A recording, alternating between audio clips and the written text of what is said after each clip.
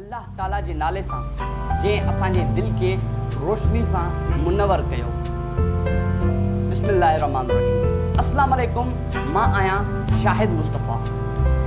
जीअं त अॼु कुझु शयूं तव्हां सभिनि सां चवणु चाहींदुसि। सभिनि खां पहिरियां तव्हां कीअं आहियो? उम्मीद तव्हां सभु ख़ुशि हूंदा। अॼु जो मुंहिंजो पैगाम आहे तव्हां सभिनि लाइ मोरो लाइब्रेरी बाबति।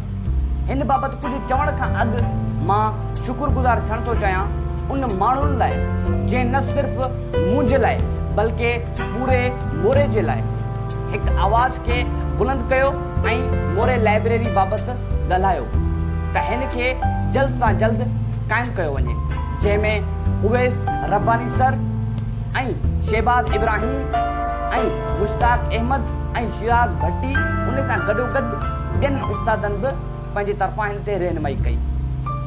तव्हां सभिनि जूं वॾियूं वॾियूं महिरबानियूं। ऐं हिन ते मां पंहिंजी बि रहनुमाई थो कयां त हिन लाइब्रेरी खे जंहिंजो ऐलान 2018 में कयो वियो त ही क़ाइमु थींदी, लेकिन हिन जो कमु अधूरो छॾे ॾिनो। हिन जो सिर्फ़ु ऐलान ई कयो वियो ऐं हिन ते कमु न कयाई।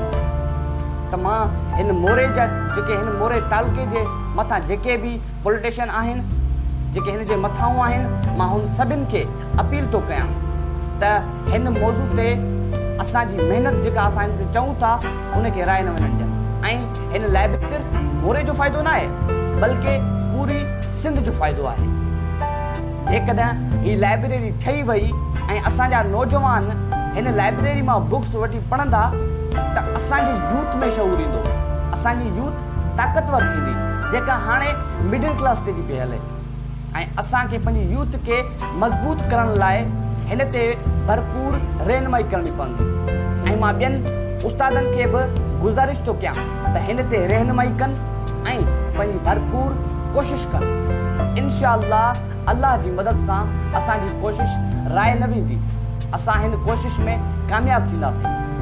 ऐं जेकॾहिं हिन लाइब्रेरी में जेकॾहिं हीअ लाइब्रेरी ठही वई त अल्लाह जी मदद सां मां पंहिंजे तरफ़ां ऐं मां पंहिंजे टीम जे तरफ़ां जेका मूं सां गॾु डोनेशन कलेक्ट कंदी आहे, असां हिन लाइब्रेरी खां 3 खां 20 बुक ॾींदासीं जेका असांजी हैसियत आहे। इंशाअल्लाह अल्लाह असांजी मदद कंदो।